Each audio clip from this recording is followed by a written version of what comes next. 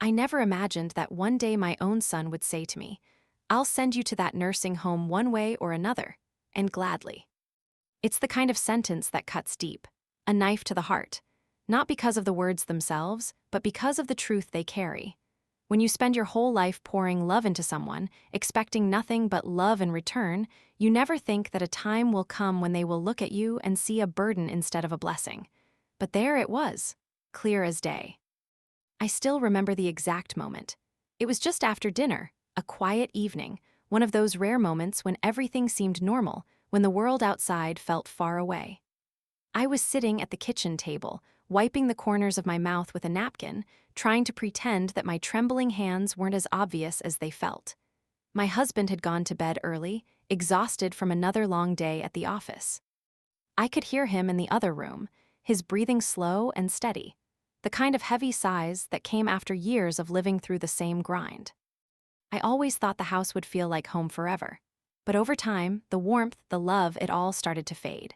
First, it was small things. The phone calls from my son that grew shorter, less frequent. The way he started avoiding visits home, making excuses like he was too busy with work. I used to cherish the weekends when he would come over, and we'd spend the day together, cooking, laughing, talking about life. But those days had become memories, distant and unreachable. On this particular evening, I was alone with him at the dinner table. He had come over for the first time in weeks, and I was desperately trying to hold on to any semblance of normalcy. I served him his favorite dish, lasagna, the one I used to make when he was little and would beg for seconds. His eyes, once full of joy, now seemed distant, as if he was looking through me rather than at me. His fork clinked against his plate, his movements automatic, like he was just going through the motions. "So, how's work going?" I asked, trying to make conversation, to bring some life back into the room. "It's fine," he replied flatly, not meeting my gaze. I nodded, not wanting to push too hard, but something felt off. A weight in the air, a silence that was louder than any words could be. I watched as he pushed his food around the plate, hardly eating. He never used to do that. "You okay?" I asked softly. "You seem off." He glanced up at me, his expression unreadable. For a moment, I thought he might say something, maybe explain the distance between us, the quiet tension. But instead, his lips tightened into a thin line. "I'm fine," he said, his voice sharp, "just tired." The words stung. I could feel the walls between us growing higher, thicker. I didn't understand what had happened. This wasn't the son I had raised. The son who had once come running to me with scraped knees, who had wrapped his arms around me and called me the best mom in the world. I thought those days would last forever, but here we were, sitting at the same table and yet feeling miles apart.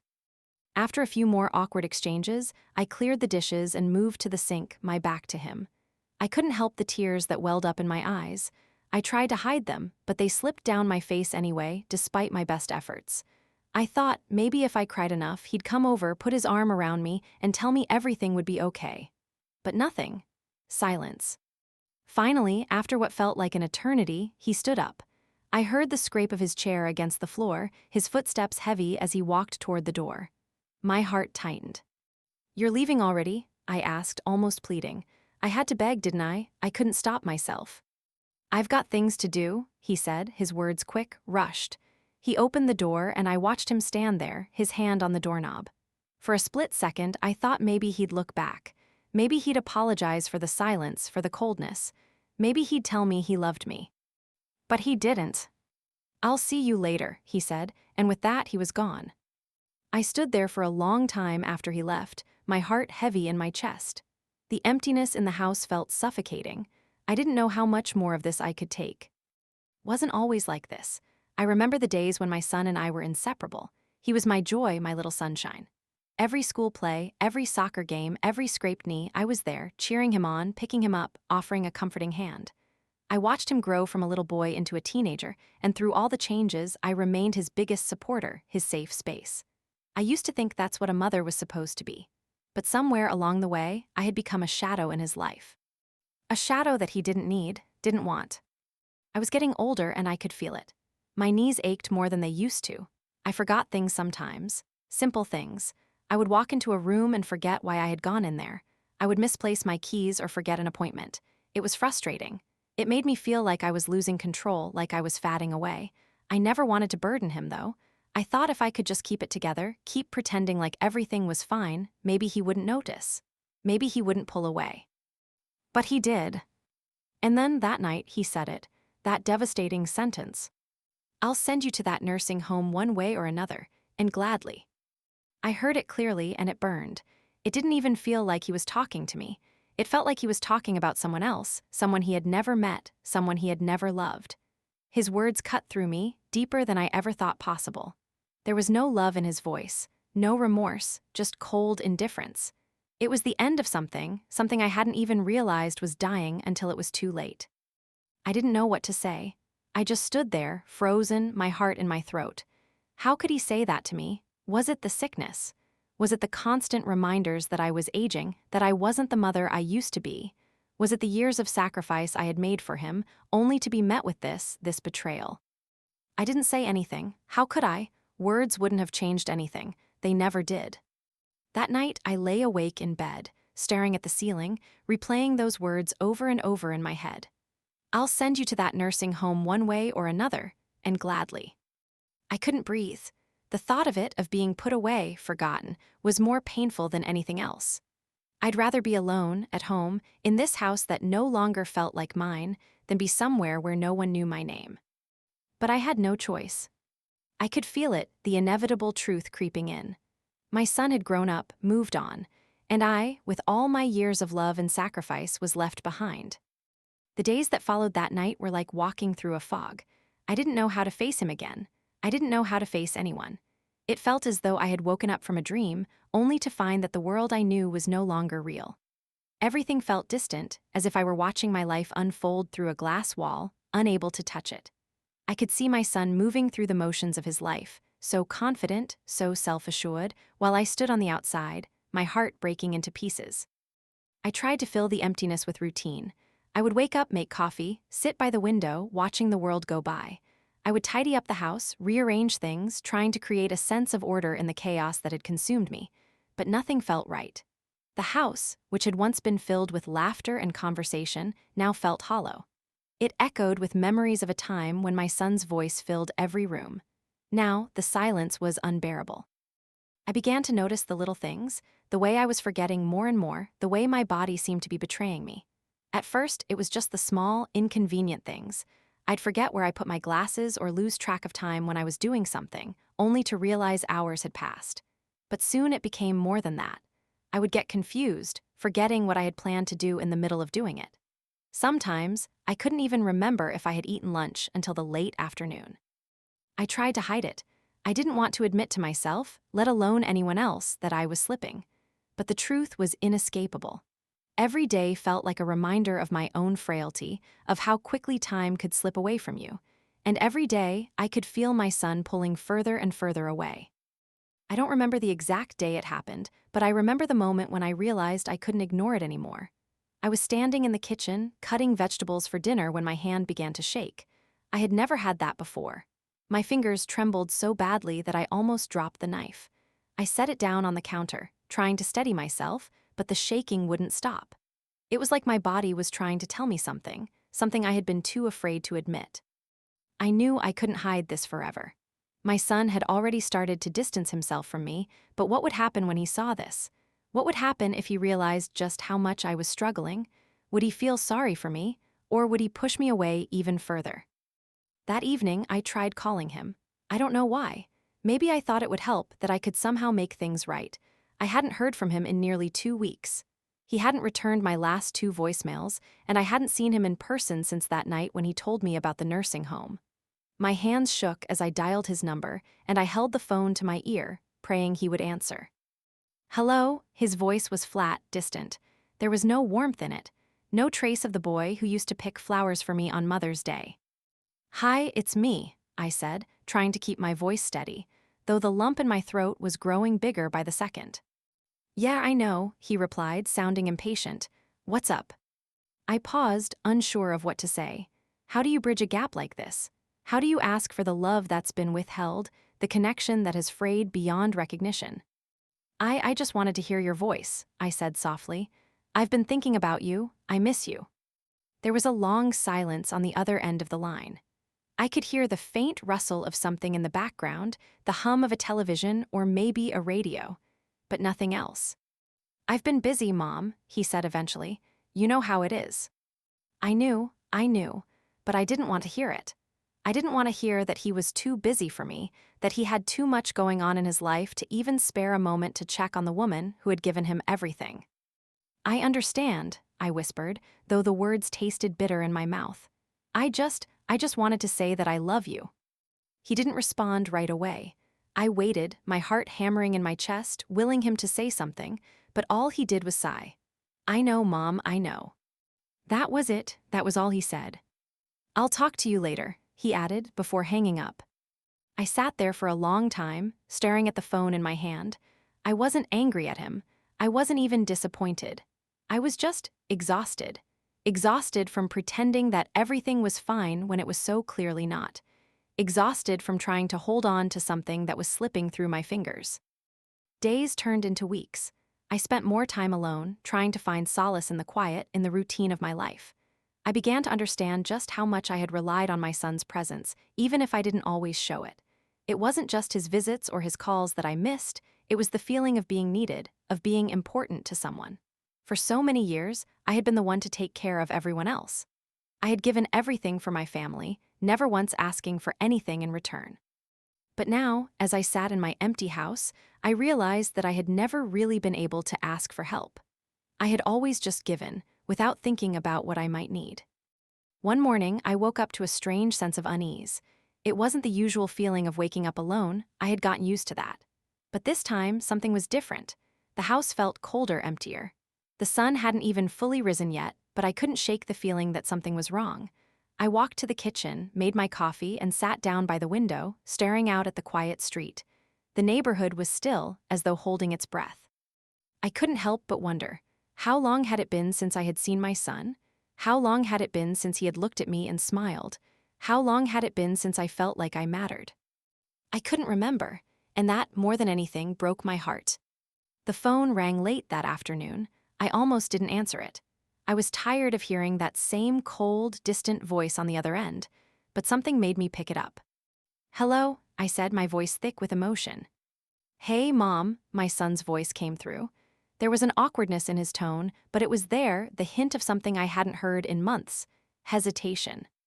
"Hi, sweetheart," I said softly. My heart skipped a beat, I didn't know what to say next. "How are you?" "I'm good," he said quickly. There was another pause, and I could feel his discomfort through the phone. "I was wondering if we could talk."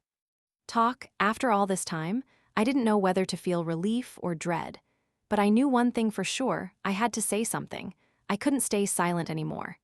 If this was my chance to get through to him, to remind him that I was still here, still his mother, I had to take it. "I'd like that," I replied. "I'd really like that." The conversation that followed was the hardest I had ever had. My son didn't apologize. He didn't cry. He didn't ask how I was doing. But he did admit something that I hadn't expected. He was struggling too. Struggling with his own life, his own fears about the future. He told me that he didn't know how to handle everything that had changed between us. And in that moment, I realized that we were both just two people trying to navigate a world that had grown too big for us. But the most painful thing he said, the thing that stayed with me long after the conversation ended, was this: "I don't know how to fix this, Mom. I don't even know where to start." I didn't know how to fix it either. All I knew was that I loved him. And I would always love him, no matter how far apart we were. But it was becoming clear that love alone wasn't enough. And in that painful truth, I had to face the reality that my son was slipping further away, and there was nothing I could do to stop it. As the days passed, I couldn't shake the feeling that I was losing him for good. And yet, in my heart, I kept hoping that somehow, someday, we would find our way back to each other. But deep down, I knew that hope was becoming harder and harder to hold on to. It had been a few weeks since that awkward conversation with my son. The conversation that had left me with so many unsaid things hanging between us. He had promised to visit soon, to make time, but as the days turned into weeks once again, the visits never came. The phone calls were sporadic at best.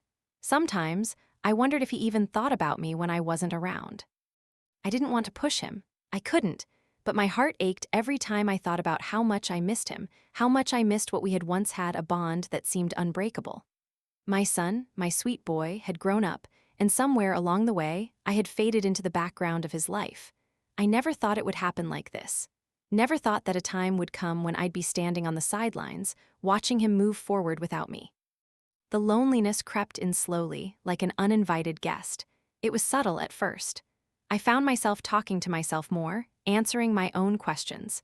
I had always been independent, always prided myself on my ability to handle things alone, but now I was starting to feel the weight of the years. I wasn't just getting older, I was getting invisible, and it terrified me. It was a late afternoon when I got the call. I had just finished making myself a cup of tea and was sitting by the window, watching the rain fall against the glass. The house felt cold and quiet, and I was trying to push back the tears that always seemed to come uninvited these days. My phone rang, the familiar name flashing across the screen. My heart skipped a beat. It was my son. I quickly swiped to answer, trying to calm the nervous flutter in my chest. "Hello," I said, trying to keep my voice steady. "Mom," his voice sounded strange, like he was hesitating, unsure. "Can we talk?" I felt a rush of emotions hit me at once. I hadn't heard that tone in his voice in so long. The last time we spoke like this, it had been full of tension, awkward silences, and empty words. I wanted to say yes, to tell him that I was ready to listen, ready to try again. But the truth was, I didn't know what to expect. I didn't know if this would be another one of those conversations that led nowhere, or if it would finally be the one where everything changed. "Of course," I said, my heart pounding. "What's on your mind?" "I think we need to talk about everything," he said. "About what's been happening between us. I've been thinking about it a lot, and I don't know where to start." I felt a mix of relief and dread wash over me. This was it. This was the conversation I had been waiting for, or the one I had been dreading. He had said before that he didn't know how to fix things, but maybe now he was ready to try. "I think we do too," I said softly, my voice barely above a whisper. There was a long pause, and I could almost hear him gathering his thoughts on the other end of the line. "Mom," he began, his voice cracking slightly. I've been angry with you, and I know that's not fair. I'm sorry for that." I blinked, surprised by the words. Angry? With me? Why? What had I done to make him angry? I didn't know where to place all the frustration, the stress, and I guess I took it out on you. He let out a shaky breath. "You've always been there for me, and I've always known that. But lately, with everything that's been happening, with you getting older and needing more from me, I just didn't know how to handle it." I closed my eyes, trying to hold back the tears that threatened to spill over. The weight of his words crushed me, not because they were harsh, but because they were true. He had been struggling, just like I had been, but in his own way, and I had been too blind to see it. "I don't know how to be there for you in the way you want me to," he continued, his voice quieter now. "And I didn't know how to deal with you needing me. I didn't want to feel like I had to take care of you, like I was stuck. I thought if I pushed you away, it would be easier. For both of us." The truth hit me like a ton of bricks. My son was scared. Scared of losing me, scared of the changes that were happening, scared of the role reversal that was slowly unfolding before us. He didn't know how to be the one to take care of me. He didn't know how to be the person I had once been for him. I swallowed hard, trying to gather my thoughts. "I never wanted to be a burden to you, sweetheart," I said, my voice trembling. "I never wanted you to feel like you had to take care of me. I just wanted to be a part of your life, to be there when you needed me. But I understand. I do." There was another long silence, and for a moment I thought he might hang up. But then I heard him let out a soft sigh. "I'm sorry, Mom," he said. "I don't know what happened to us. I don't know how we got here. I just don't want to lose you." "I don't want to lose you either, baby," I whispered, my heart breaking all over again. "But we have to figure this out together. I can't do this alone." He was quiet for a moment, and when he finally spoke again, his voice was steadier, more certain. "I know," he said. "I know. I'll be there for you, Mom. I need some time. I need to figure out how to be there for you without feeling like I'm drowning." I understood. It wasn't going to be easy. This wasn't going to be a quick fix, but it was a start. We were finally talking, finally facing the truth. The conversation ended with an uneasy promise to try harder, to communicate better. I didn't know if things would ever truly go back to the way they were, but I held on to the small glimmer of hope that maybe, just maybe, this was the beginning of something new, something better. Over the next few weeks, things started to change. Slowly. So slowly that I wasn't sure if I was imagining it, but I could feel him reaching out. The phone calls, once infrequent and strained, became more regular. He started to ask about my day, about how I was feeling, and he made an effort to visit more often. I could see the effort in his eyes when he looked at me, as if he was trying to bridge the distance that had grown between us. It wasn't perfect. There were still awkward silences, moments of uncertainty, and unspoken words. But we were both trying. We were both learning how to navigate this new chapter in our lives, and for the first time in a long time, I felt like there was a chance for us to heal. But even as things seemed to improve, a part of me couldn't shake the fear that we were just delaying the inevitable. That we were still too broken, too lost to ever truly find our way back to each other. I wanted to believe that everything would be okay. But deep down, I knew that no amount of phone calls or visits would erase the pain of what had already been said, what had already been done. Still, I couldn't give up. I couldn't let go, because he was my son. And no matter what happened, I would always love him, no matter how far apart we were. The road ahead would be long and difficult, but I knew this, we were still family. And maybe that was enough. It had been 3 months since that conversation, the one where my son had opened up about his anger, his fears, and his confusion. Since then, the communication between us had improved, but it felt fragile, like walking on a tightrope. I couldn't shake the sense that we were both tiptoeing around each other, afraid that one wrong step would send us plummeting back to where we had been, a place of silence, misunderstanding, and loneliness. But despite the fragility, I began to feel like we were making progress. The phone calls were more frequent now, not just obligatory ones, but ones that had substance. He asked about my day, how I was feeling, and even when he couldn't visit, he'd send a text to check in. I started to believe that we could rebuild what we had lost, piece by piece. Still, there was a part of me that remained cautious, unsure. The wound from his earlier words, the way he had discarded me so easily, still throbbed beneath the surface.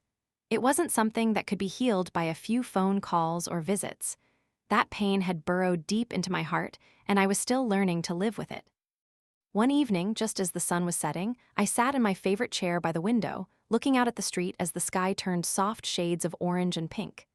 I had just finished dinner and was sipping on a cup of chamomile tea, trying to unwind. My mind wandered to the past, to the days when my son was young and full of life, when I was his world, and everything I did was seen through his eyes. Back then, I was his hero. I could fix everything, make everything better.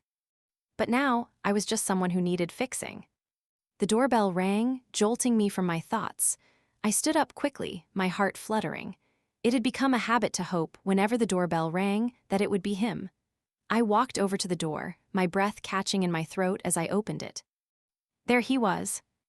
My son. He was standing on the other side, holding a small bouquet of flowers. He looked different, older, more worn than I remembered, but there was something in his eyes, something I hadn't seen in a long time.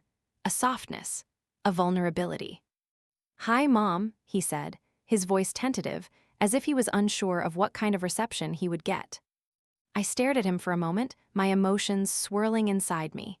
He looked so much like the boy I used to know, but there was a distance there, a gap that had grown between us.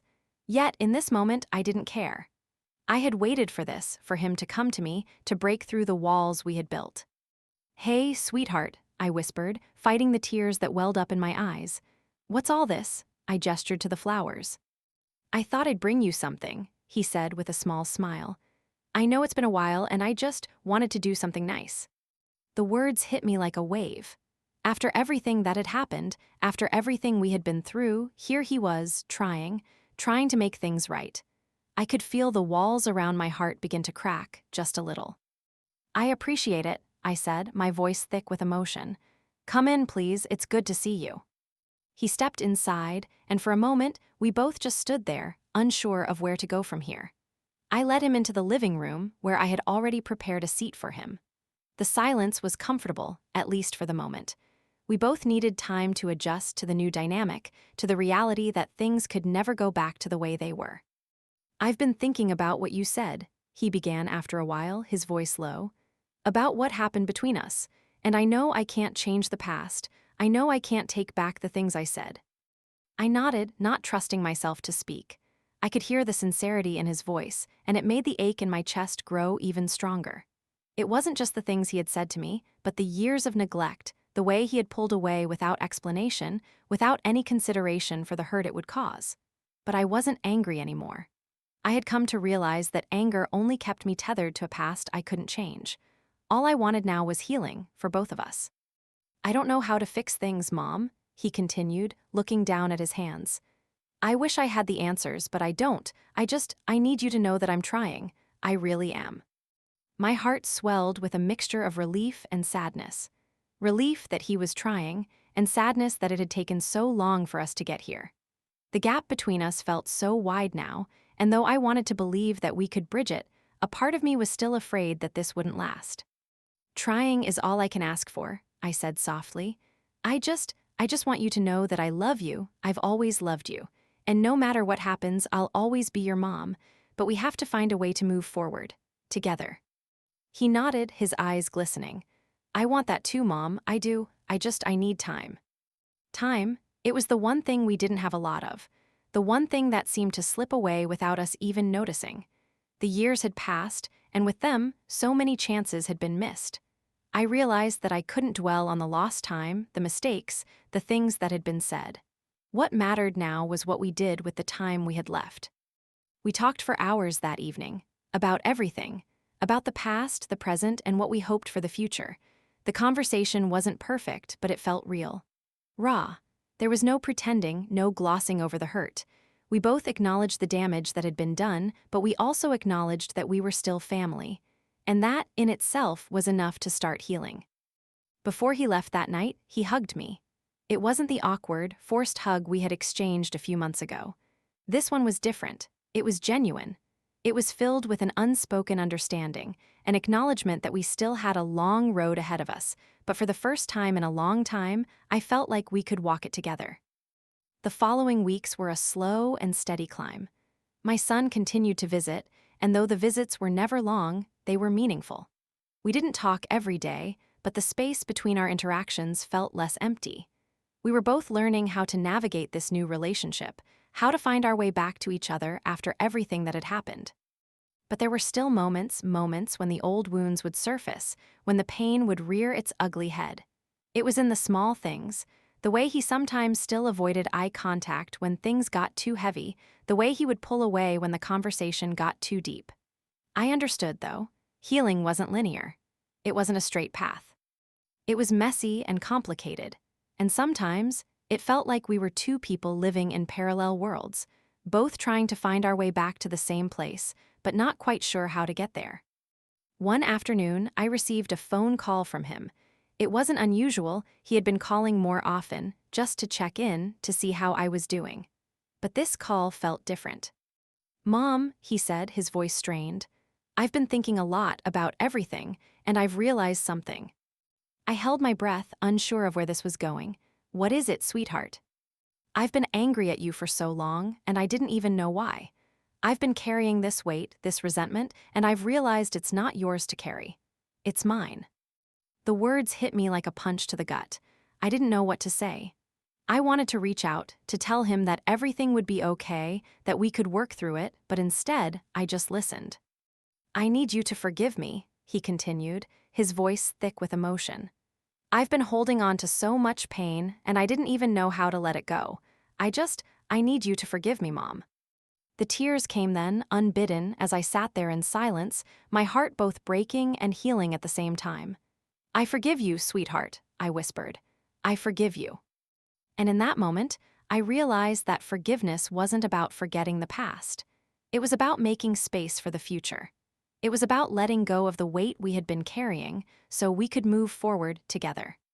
It wasn't a perfect ending. It wasn't the fairy tale I had once imagined, but it was real. And for the first time in a long time, I felt a sense of peace.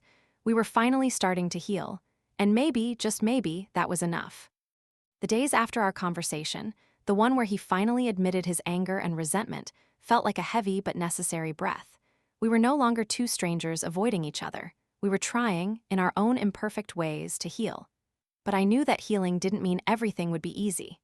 It didn't mean that the scars would disappear or that the past would fade into the background. It just meant that we were trying to build something new, something fragile but real. He started visiting more often, though it was still clear that we were both walking on eggshells. There were moments when the silence between us felt suffocating, but there were also moments when the conversation flowed, when we laughed together or just sat in the comfort of each other's presence.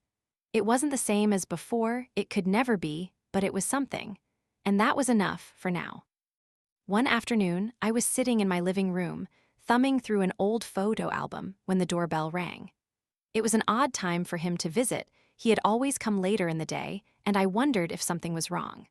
When I opened the door, there he was, standing there with a nervous smile on his face, holding a small box wrapped in plain brown paper. "Mom," he said, his voice hesitant, I brought you something." I looked at him, confused. "What is it?" He smiled again, but it was that tight, unsure smile that came when he was trying to hide his nerves. "Open it." I took the box from him, my heart pounding for reasons I couldn't fully explain. As I unwrapped it slowly, I was surprised to find a photo frame inside, a simple wooden frame with a picture of the two of us, taken when he was about 5 years old. It was one of my favorite pictures, a moment captured during a picnic in the park. He had a wide, messy grin, and I was holding him on my lap, smiling at the camera. It was a moment of pure, unfiltered happiness. I looked up at him, stunned. "Where did you find this?" "I've been going through some old boxes in the attic," he said, his voice quieter now. "And I found this. I don't know why I never noticed it before, but it just made me think of us. I thought maybe it would be a good idea to have it here, where we can both see it." I sat down on the couch, holding the photo frame carefully. The weight of his gesture, of bringing this memory back to life, hit me harder than I expected. It wasn't the frame itself that mattered, nor the picture. It was the fact that he was trying, really trying, to reconnect with me, and it was a step that felt so significant, so important. "Thank you," I said, my voice thick. "This means more to me than you know." He nodded, his eyes softening. "I'm sorry for everything, Mom. For the way I pushed you away, for the way I hurt you. I know it's not enough, but I'm trying." I put the frame down beside me and reached for his hand. For a moment, I didn't know what to say. I just held his hand in mine, and the silence between us wasn't uncomfortable. It was full of understanding, full of the space we had created to heal. "You don't have to apologize anymore," I whispered. "We're past that. We've both been hurt, but we're still here, and that's what matters." He didn't say anything after that, but I saw the glimmer of something in his eyes, something like hope. It was fleeting, but it was there. It was enough to remind me that maybe, just maybe, we could find our way back to each other. Weeks went by, and the visits continued. But despite our growing efforts to rebuild, I could sense that something was lingering just beneath the surface. We had both learned to navigate the awkwardness, to avoid triggering the pain that still lay in the past. But there were still days when I could feel the old resentment, the old wounds, bubbling beneath the surface. We hadn't fully healed yet. We were still in the process, still fighting our way out of the silence that had consumed us for so long. One evening, I was sitting in my favorite chair, sipping tea and watching the rain outside. It was a peaceful night, the kind that begged for reflection. My son had left earlier, his visit brief but meaningful. He had brought me some groceries and stayed for a few minutes to chat about work, but there had been something in his eyes that I couldn't quite place. He seemed distant again, like he was holding something back. I didn't want to pry, but I couldn't ignore the feeling that there was still something unresolved between us. The phone rang, pulling me from my thoughts. I picked it up quickly, almost expectantly. "Hello," I said. It was him. His voice sounded tight, anxious. "Mom," he said, his voice shaking slightly. "I need to talk to you about something." My stomach dropped. Something about his tone made me nervous. "What's wrong?" I asked. I'm having a hard time," he admitted, his voice breaking slightly. "I've been trying so hard to make things right between us, and it's just not working. I feel like I'm failing you, like I'm letting you down." I closed my eyes for a moment, trying to steady my breath. "You're not failing me, sweetheart. You're not. You're trying, and that's all I ever asked for." "But it's not enough," he insisted. "I should be doing more. I should be here for you more, especially now that I know you're not going to be around forever. I should be, I should be doing better. The words hit me like a wave. He was afraid. Afraid of losing me, afraid of not being enough. His fears mirrored my own, and I realized in that moment that we were both trapped in the same cycle of guilt and regret, neither of us sure how to break free. "Sweetheart," I said gently, my voice soft but firm, "you don't have to be perfect. You don't have to be everything for me. I'm not asking for that. I just want you. I just want you in my life, however that looks." "I know, but I don't want to hurt you anymore," he whispered. "You're not," I reassured him. "But you have to let go of the guilt. You've been carrying it for so long, and it's not your fault. We both have mistakes in our past, but that doesn't mean we can't move forward." There was a long pause, and I could hear the sound of his breath through the phone.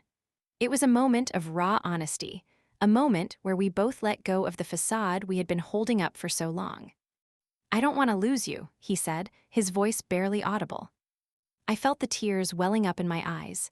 "You won't. I'm not going anywhere. We're both still here, and that's what matters."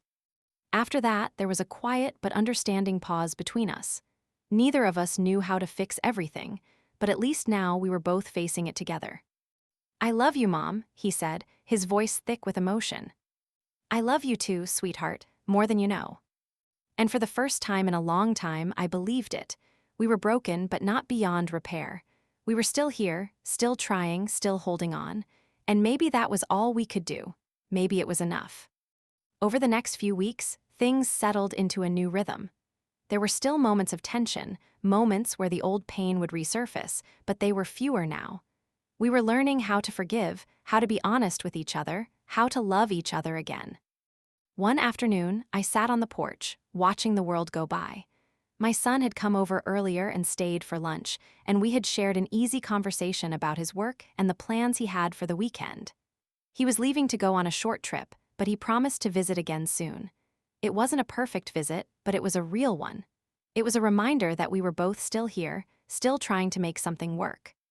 And for the first time in years, I felt something resembling peace. The pain wasn't gone, it might never be completely gone, but it was manageable. The wounds were healing, even if slowly, and the hope that had once seemed so distant was now within reach. We weren't there yet. We still had a long road ahead of us, full of bumps and detours, but I knew we would be okay. We would find our way. Because, in the end, love wasn't about perfection. It was about showing up, even when it was hard. It was about trying over and over again to make things right, and that was enough. We were enough. The days after our heart-to-heart conversation marked a strange sort of peace, one that I wasn't sure how to navigate. My son and I were trying to rebuild something that had been broken for so long. There were moments of tenderness, fleeting glimpses of the bond we once shared, but also the constant weight of unspoken pain hanging over us, like a cloud we couldn't quite shake off. I had learned to tread carefully around the wounds, but there was no mistaking that they were still there, buried beneath layers of good intentions and reluctant attempts at healing. Even though we were talking more frequently, I could still sense the distance between us. It wasn't the physical distance. He came over more often, he checked in regularly, and he seemed to genuinely want to make amends, but it was something deeper, something intangible, something that couldn't be fixed in a matter of months. The hurt we had caused each other had left its mark, and no amount of visits or phone calls could erase that. It was a rainy afternoon when I noticed the change. I had been sitting by the window, sipping tea, staring out at the drizzly world. The house was quiet, and for once I didn't mind it. I had grown accustomed to the solitude, maybe a little too accustomed. After all, it had become my refuge, a place where I could escape from the outside world, and even from my own feelings. But on this particular day, as I watched the rain streak down the glass, I felt the weight of the emptiness. I realized, with a jolt, that I had been avoiding something. I had been avoiding the truth that, despite everything we had talked about, there was still a part of me that felt abandoned. It wasn't that my son didn't care. I knew he did. But the truth was that he was still struggling with his own demons, his own guilt. And in many ways, I was too.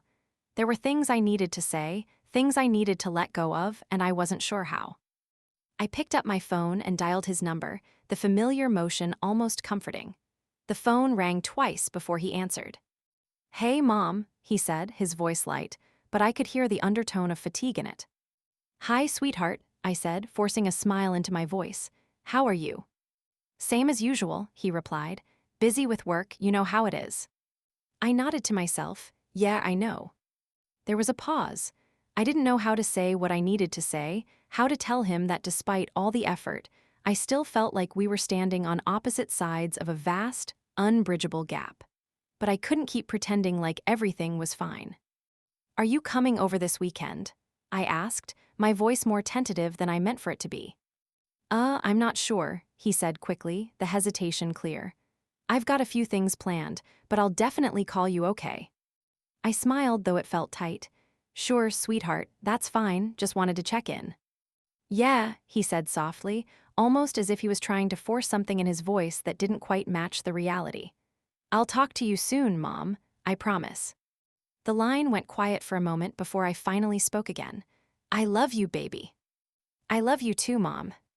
But as I hung up the phone, I felt something settle deep in my chest, a heaviness I hadn't expected. My son's words were kind, but there was a distance in them, something I couldn't place. And in that moment, I realized just how much we were both pretending. I was pretending to be okay with his distance, and he was pretending to be okay with my need for him. I stood there in the quiet of the living room, feeling the sharp sting of truth. I wasn't mad at him, not really. I wasn't angry anymore, and I wasn't resentful. But I was tired. Tired of waiting, tired of holding my breath, tired of pretending that everything would fall into place on its own. That night, I sat down with a pen and paper, something I hadn't done in years. I had always kept a journal when my son was growing up. I'd written about his first steps, his first day of school, the days when I was overwhelmed with the joy of motherhood. But I had stopped writing when things started to feel like they were slipping away, when the space between us had grown so wide that words no longer felt sufficient. But tonight, for some reason, I felt compelled to write again. To put down my thoughts, my feelings, the things I had never said out loud. I wrote about the anger I had felt when he pushed me away, the confusion of not knowing where I had gone wrong. I wrote about the way I had tried to be strong for him, to be the mother he needed, even as my own health began to deteriorate and my mind started to betray me. And I wrote about the fear that had crept in, the fear that, despite everything we had been through, we might never truly find our way back to each other. When I finished, I sat back and stared at the page. The words were raw, honest, and for the first time in a long time, they felt like a release. I wasn't holding back anymore. I wasn't pretending. I needed to be honest, even if that meant acknowledging the pain, because it was the only way we could heal. The following week, I received a message from my son. He said he was coming over to spend some time with me, and I couldn't help but feel a small flicker of hope. He had been distant again, but this time, it felt different. Maybe it was because of my own honesty with myself. Maybe it was because we were both finally starting to recognize what we needed from each other. He arrived late that afternoon, holding a bag of takeout. His usual quiet demeanor had softened, and I could tell that he was trying, really trying to make this work. He was wearing a loose hoodie, his hair a bit messy, as if he had rushed over just to see me. It was small, but it was enough. Hey, Mom, he said, walking in and setting the bag on the kitchen counter. I brought your favorite. Chinese food, I said, raising an eyebrow with a smile. You really do know how to win me over. He smiled back, his eyes warm. I figured it was a good start. We ate dinner in silence at first. The food was good, and for once, the silence wasn't uncomfortable. It felt easy, natural, but I knew that we couldn't stay silent forever. We couldn't just pretend like everything was okay without addressing the things that still hurt. Do you ever feel like, I started, hesitating as I looked at him, like we're still stuck in the past? He looked at me, his expression unreadable for a moment, before he sighed and nodded. I do, he admitted quietly. It's like no matter how many times we try to talk, the hurt is still there. Like we can't move past it, no matter how hard we try. I swallowed hard, my heart aching at his words. It was exactly what I had been feeling, but hearing him say it out loud made it so much more real. I know, I whispered. I feel it too. He reached across the table and took my hand. The gesture was simple, but it felt like the most meaningful thing he could have done in that moment. I don't know what the future holds, Mom. I don't know if we'll ever be able to completely fix everything. But I want you to know that I'm here. I'm trying. I'm not giving up on us. I squeezed his hand, tears threatening to spill. I'm not giving up on us either, sweetheart. For the first time in a long time, I felt something in my chest loosen. The weight of years of hurt and silence seemed to lift just a little. Maybe we weren't perfect. Maybe we still had a long way to go, but in that moment, we were enough. We were trying, and that was all that mattered. The following weeks continued like that, slow, steady, sometimes awkward, but always with the knowledge that we were working our way back to each other. My son started visiting more frequently, staying longer and talking more openly about his life. It wasn't a perfect solution, and I knew there would be setbacks, but for the first time, I felt like there was hope. We were both learning how to navigate the space between us, and that was enough.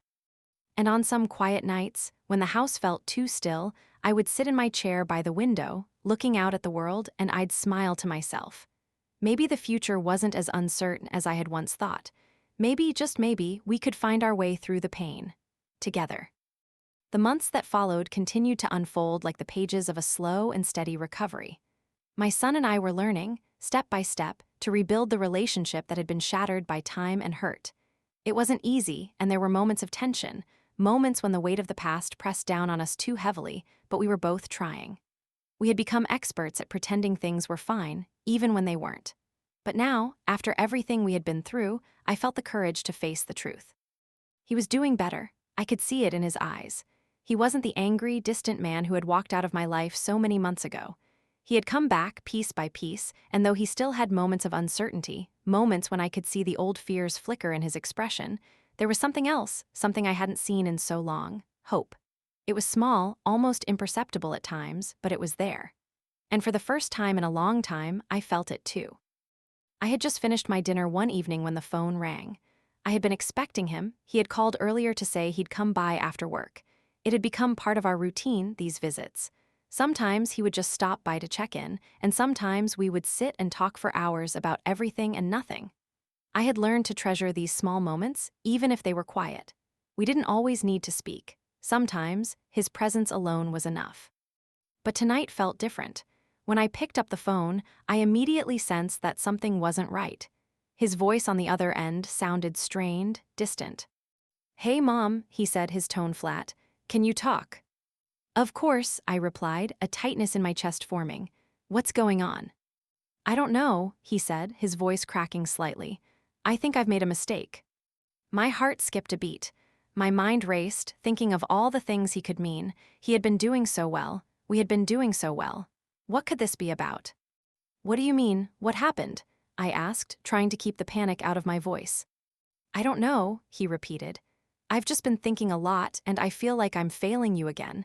I'm not doing enough. I'm not being the son you need."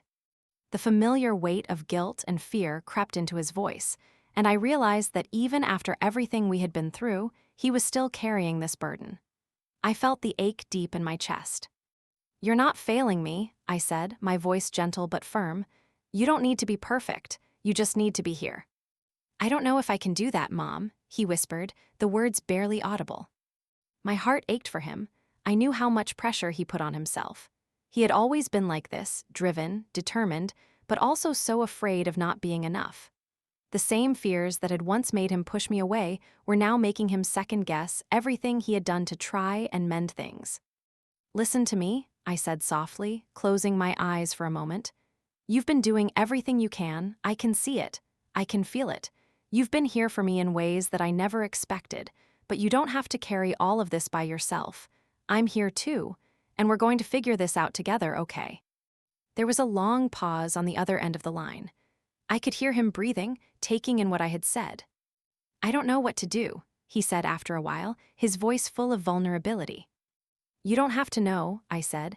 "You just have to keep showing up, and I'll do the same, one step at a time." "I'm so sorry, Mom," he said, his voice breaking. "I know I've hurt you. I never meant to." My throat tightened, and I held back the tears that were threatening to fall. "You don't need to apologize. You never needed to. We're both just trying to heal from everything, and we will, together."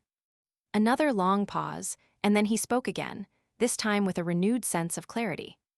"I think I've been holding on to so much, and I didn't even realize it," he said softly. "I've been scared of losing you, scared of failing you, scared of everything. But I don't want to live like that anymore. I don't want to keep running from the hard stuff. I felt a surge of warmth in my chest. He was starting to understand. He was starting to realize that the way forward wasn't about perfection, about doing everything right. It was about trying, about being there for each other, even in the midst of the mess. "I'm proud of you," I said, my voice breaking as I finally allowed the tears to fall. "I'm proud of how far you've come. We're both still here, still fighting for each other. That's what matters." That night when he came over, things were different. It wasn't the kind of perfect visit where everything felt easy, where there were no awkward silences or unspoken fears. But it was real. We talked for hours, not just about the past or the present, but about the future. We spoke about our hopes, our fears, and everything in between. There were moments when the silence would fall, but this time, it wasn't uncomfortable. It felt like a shared understanding, a space where we could just be. And then, as he was getting ready to leave, he surprised me with something unexpected. "Mom," he said, his voice hesitant, "I've been thinking about something." "What is it, sweetheart?" I asked, looking up from the book I was reading. He paused for a moment, as if weighing his words before speaking again. "I want you to move in with me." The words hit me harder than I expected. My heart stopped for a moment as I processed what he had just said. "What? Why?" "I don't want you to be alone anymore," he said simply, his eyes steady. "I know you've been independent your whole life, and I know you're not someone who asks for help, but I want to be there for you. I want to take care of you like you took care of me." I stared at him, my emotions swirling. The offer was both overwhelming and beautiful. I had always imagined that when the time came, when I was no longer able to care for myself, my son would be there to help. But this wasn't about needing someone to take care of me. It was about him wanting to show me that he loved me, that he had learned, over time, how to be there for me in the way I had always been there for him. "Are you sure about this?" I asked, my voice barely above a whisper. "I'm sure," he said, stepping closer. "I'm not perfect, Mom. I'm still figuring things out, but I want to make this right. I want us to have time together, real time. I want you to feel loved, to feel like you matter, because you do." Tears filled my eyes, and I could hardly speak. The weight of everything we had been through, the hurt, the healing, the time apart, it all seemed to melt away in that moment. He was offering me something I hadn't expected, something I hadn't dared to hope for. He was offering me his love, his commitment, his presence. And for the first time in a long time, I felt like I could finally breathe. "I would love that," I whispered. He smiled, the warmth in his eyes unmistakable. Then it settled. Over the following weeks, we made arrangements. The idea of living together, after all these years of independence, felt surreal. I had always imagined my final years would be spent in solitude, a quiet retreat where I could reflect on my life. But the reality of my son's offer was that it wasn't just about taking care of me. It was about making up for lost time. It was about filling the gaps left by years of hurt and neglect with love, with understanding, and with the hope of new beginnings. And so, I moved into his house. The transition wasn't easy. There were adjustments to be made, compromises on both sides. There were moments when the old pain resurfaced, when the silence between us felt heavy again, but they became fewer with each passing day. The truth was, we were both learning to navigate a new chapter in our lives, one that was still filled with uncertainty, but also with love. It wasn't a perfect solution, but it was our solution. And for the first time in years, I felt at peace. The journey we had both been on, the pain, the betrayal, the sacrifice, had brought us here. And maybe it wasn't the fairy tale ending I had once imagined, but it was real. It was messy and imperfect, but it was filled with love. And that, in the end, was all I needed.